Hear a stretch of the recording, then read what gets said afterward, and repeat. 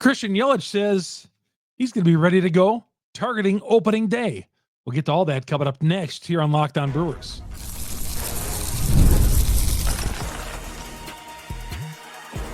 You are Locked On Brewers, your daily Milwaukee Brewers podcast. Part of the Locked On Podcast Network, your team every day.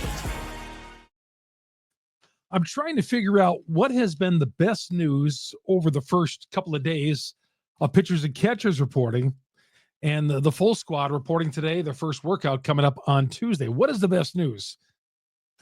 Sal Frelick gaining 25 pounds, good weight, or Christian Yelich says he's targeting opening day. Good to have you along. Chuck Freeman here on Locked On Brewers, part of Locked On Podcast Network. We are your team every day. We'll address both issues on this edition. Good to have you along to start off the work week on Monday. Longtime sportscaster here in the state of Wisconsin, proud host of Locked On Brewers. Good to have you along here on a Monday. And Locked On Brewers is brought to you by FanDuel. FanDuel, new customers get $150 in bonus bets if your first $5 bet wins. All you got to do is download that app and head to FanDuel.com to get started today with FanDuel. Christian Yelich, now, a couple of weeks ago, let me preface this. Pat Murphy said that Yelich and Woodruff were not 100%, okay? Casting doubt in our minds that Woodruff and Yelich will not be ready for opening day. While Woodruff remains a major doubt on that, Yelich sounds like he's ready for opening day. And he came out today, much like Woodruff tried to dispel notions out there that he's had setbacks. Yelich came out and wanted to dispel any thought that there's been any setbacks with him. He says he's ready to go by opening day. He is targeting opening day and says, I don't see any reason why I won't be ready on opening day. I don't see any reason why I won't be ready on opening day. There was also video of him put up by the Milwaukee Brewers Twitter account of him taking batting practice today. Was pulling the ball, looked like he was full go, looked like he was ready to go. And that is great news.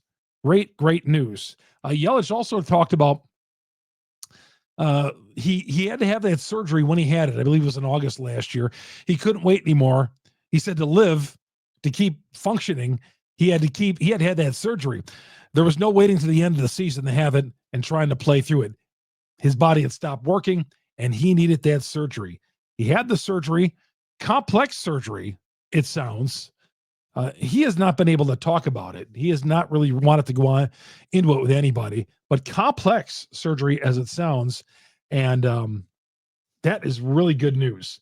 Now, if he's targeting opening day, sounds like he'll be an everyday player, in my opinion. I mean, if that's what he's targeting opening day, that he'd be ready for the opening day roster. Now, assuming he doesn't have any setbacks along the way, and certainly can't blame him if he does, we're talking about a back here, and we're talking about swinging a baseball bat. So I'm thinking my reasonable goals for Christian Yelich would be for him to hit 20 home runs and hopefully bat 300.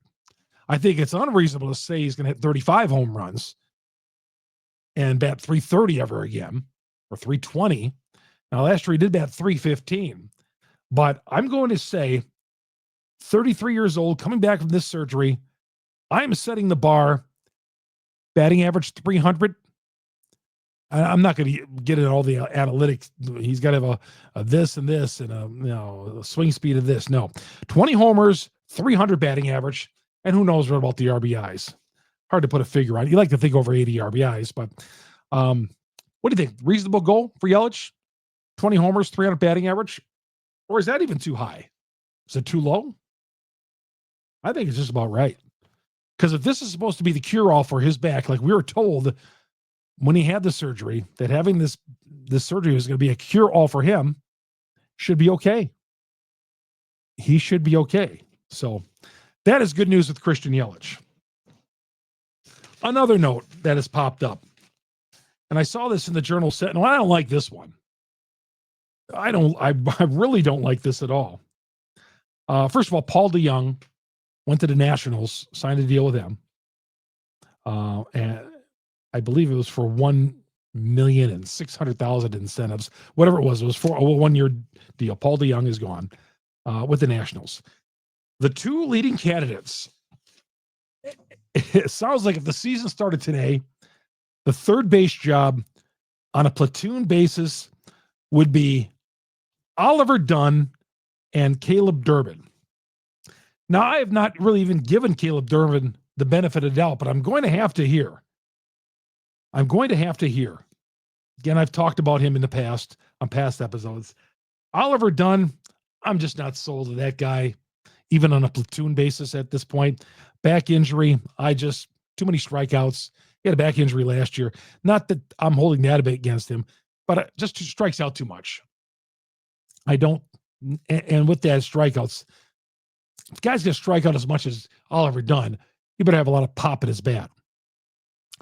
So Caleb Durbin would be the right-handed complement to the lefty Oliver Dunn.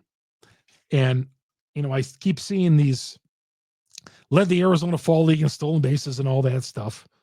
But that's an awfully bunch of two small guys over at third base.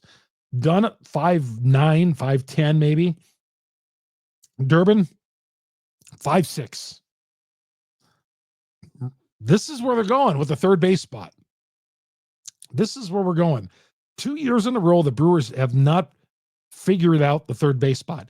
And they must have a lot of faith that this is going to work. And Monasterio and Vinny Capra, please. Andrew Monasterio is going to be a utility guy, which I'm fine with. In fact, I'm almost good with Monasterio over those other two options right now.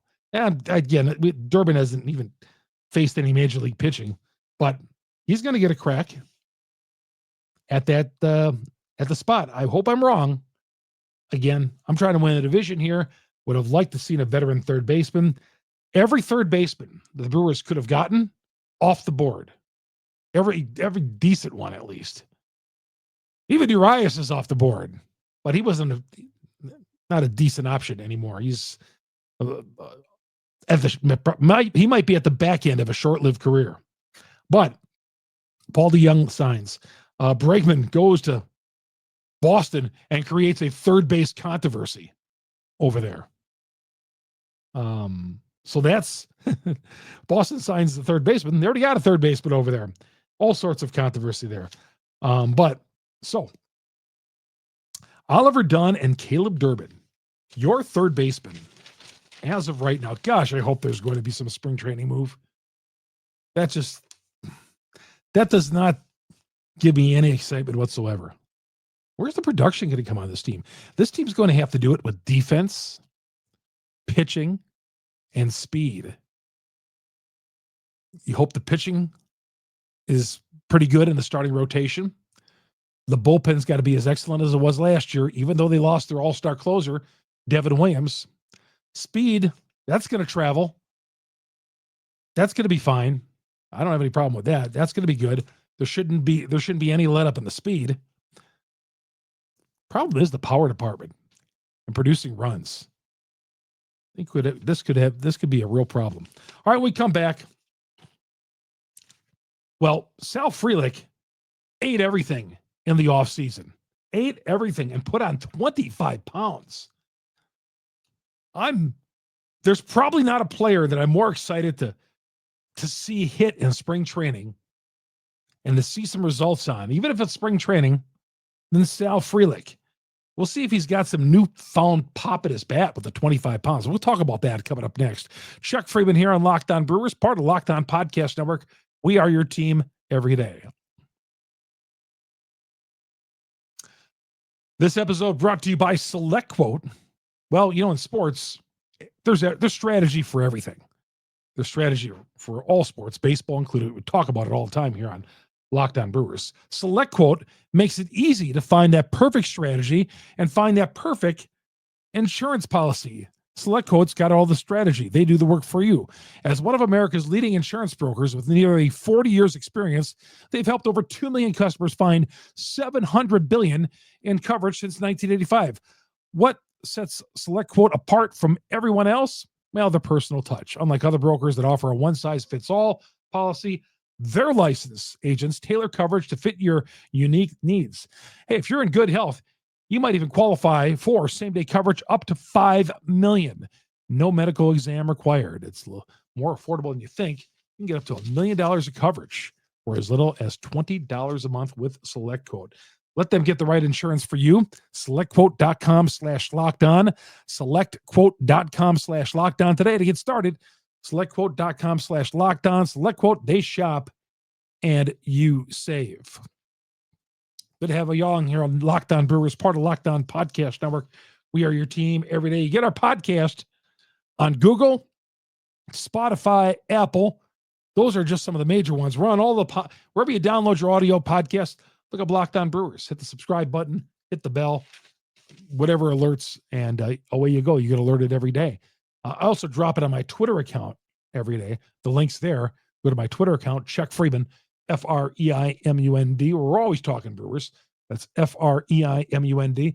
And of course, our growing YouTube page. Search Locked On Brewers on YouTube. Hit the subscribe button. Hit the bell. That alerts you every time we drop an episode here on Locked On Brewers. Thank you very much for making us your first listen to every day. Sal Frelick, as I mentioned, man, I am so excited to hear what he is going to bring to the table. The news that he's increased his weight from 167 pounds to 192. Says he ate everything. Said his mom, great Italian cook. He'd go work out, eat, work out. That's all he did. Worked out and ate. Sal says he's got a problem keeping weight off. In fact, he said he was up to 192, and by the time he reported the spring training in a couple of days, he already lost 189. Everybody should be as fortunate as Sal Frelick to lose that weight. I tell you, if I ate as much as he says he ate, even if I worked out, I would gain 50 pounds or 100 pounds. But he put on 25 pounds on a 167-pound frame. Now, you hope there's no injuries that come along with it, but 25 pounds on a 167-pound frame. I'm no nutritionist or medical specialist, but that just seems like a lot of weight to put on. So I'm seriously looking forward to seeing how Sal Frelick is going to be. So when you think of a guy putting on that much weight, you're thinking about a guy who's putting on 25 pounds to not hit warning track fly balls anymore. Hit the 2 or 3 home runs last year, hit the big home run in the postseason. And the home run into the postseason, into the upper deck, must have given him some inspiration, because they obviously told him, Sal, you need to put on some more weight. You need to get stronger in the offseason. Because as an outfielder, as I said, having your right fielder hit 2 or 3 home runs a season, I don't care if you're a Gold Glove outfielder, you got to hit better than like 257 and 2 home runs to be an everyday player. So he's going this route. He obviously had a talk with somebody, and they gave him an order to put on some weight and get stronger, and that he did. 167 to 192. That is very interesting. Very interesting. Sounds like back in that option of him playing third. Now, he would have been my number one option to play third base. And they tried him out there at spring training, and they could give him some reps over there again this year. But sounds like he's headed the right field. And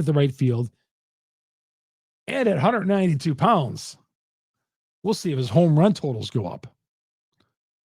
Or is he going to just continue to hit cans of corns and, be leveling up there and trying to, to go to Yahtzee every time? We don't need that. So Frelick, like I said, looking forward to watching him in spring training and see where that added weight has added to his power. You would think so. With 25 pounds on. I remember when Robin Yount did this. Now, Robin didn't add 25 pounds. I think he put on like 10 pounds of muscle. That was a different era, though. That was early 80s. Okay. Robin, I think, put on 10 pounds. Frelick, 25 pounds. Very, very cool. Pat Murphy, by the way, also commented on Jefferson Kiro, said that says he smells like a great one. And I'm not talking about the perfume he wears, he said. Smells like a great one. Interesting. Jefferson Quiro. We'll see if he makes the team. I would imagine he's going to start the season down at AAA, but obviously as a starter, he's one of their top prospects. He is roadblocked, obviously, by Will Contreras. All right, other news in camp. Robert Gasser, throwing program appears to be on target. Now, according to Adam McCalvey from Brewers.com, Gasser is going to start throwing off the mound in April. He's coming back from Tommy John. Seems like a quick turnaround for Gasser, but I wonder if he's ahead of schedule. Throwing off the mound by April, able to work 3 to 4 innings by late July. And by August, he should be able to make a return. So I think the 3 to 4 innings by late July is probably starts down at AAA or single A, wherever they're going to put him. But an August return projected by Robert Gasser. Wow. Quick turnaround. That is really, really good news. Good news.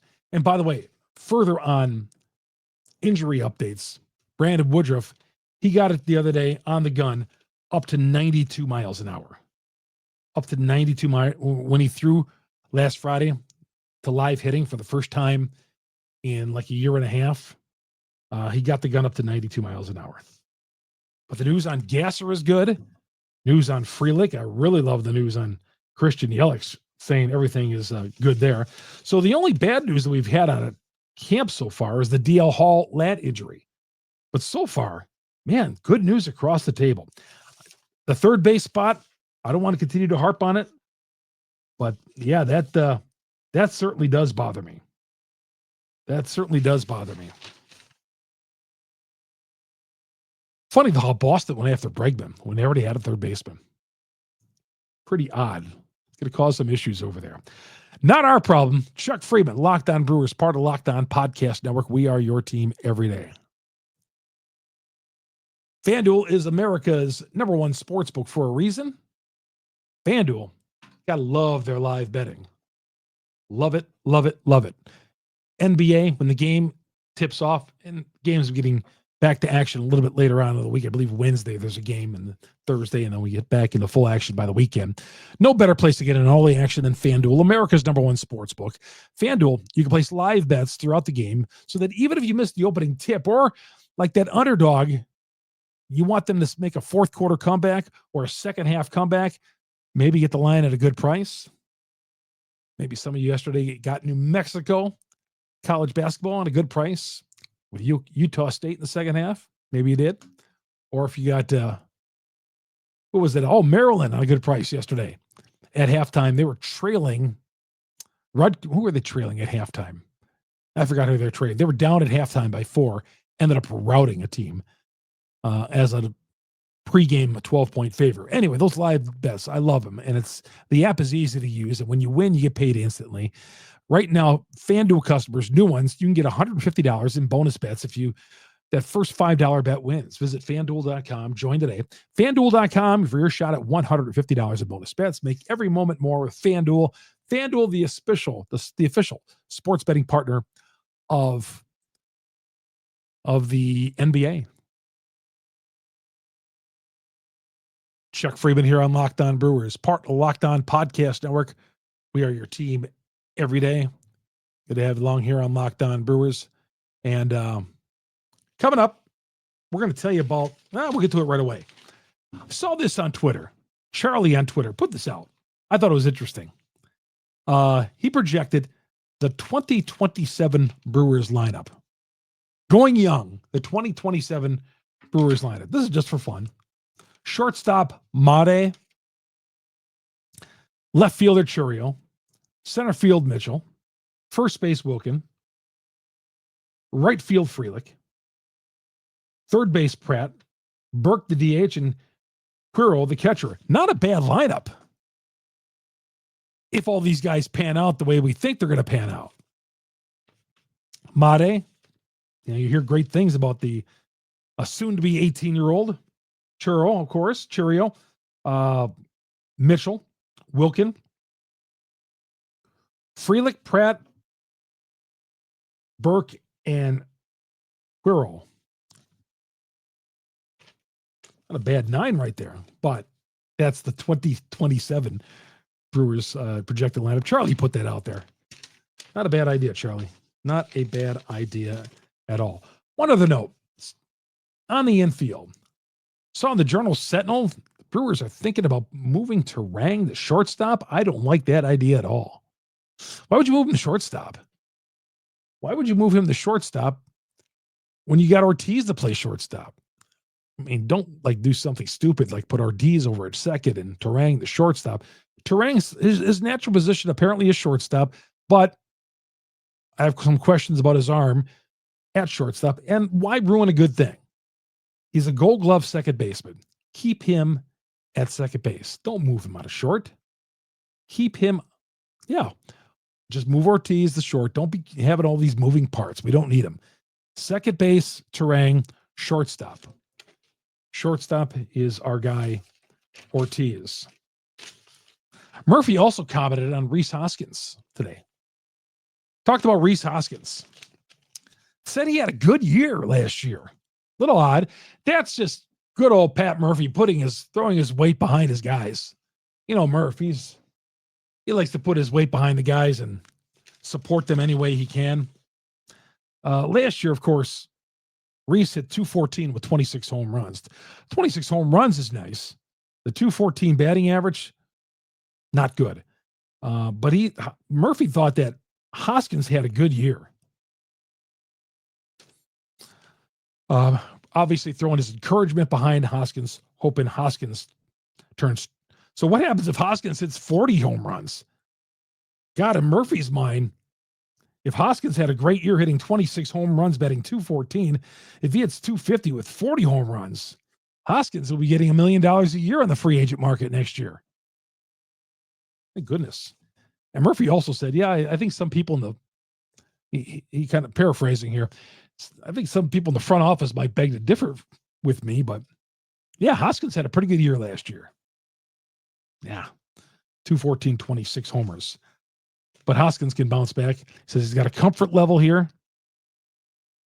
And when he came into camp today, he said, I don't feel like the new kid on the block anymore.